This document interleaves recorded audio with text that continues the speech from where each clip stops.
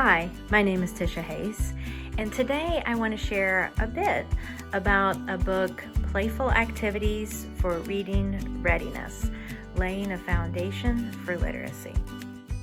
In reading, we often refer to a framework of how young children emerge and progress as readers, called the simple view of reading.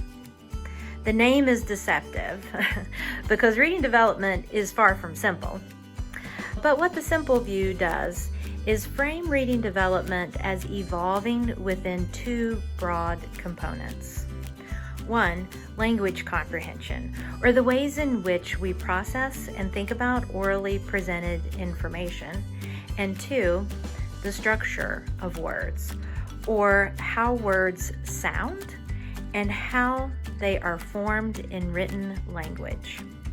Together, these two components help us think about how children learn to read and understand words, or how to lay the foundation for literacy.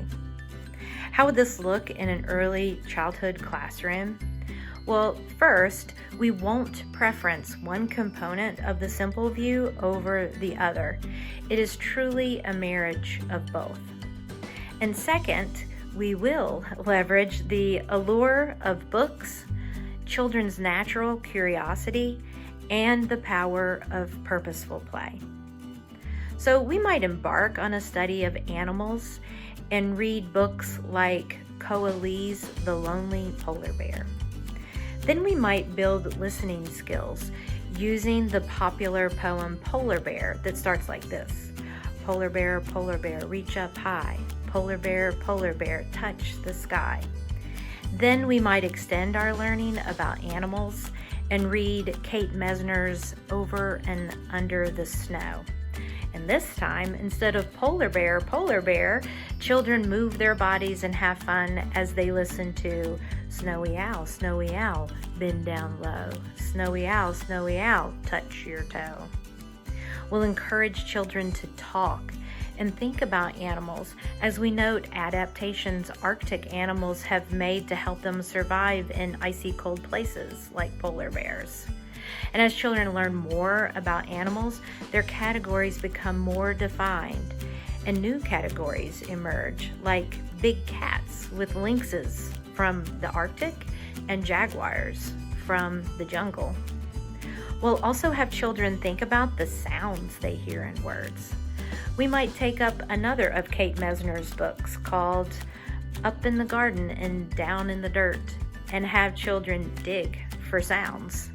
To do this, we'd put objects in a container of rice and have children dig and pull out an object for us to think about as we isolate a beginning sound.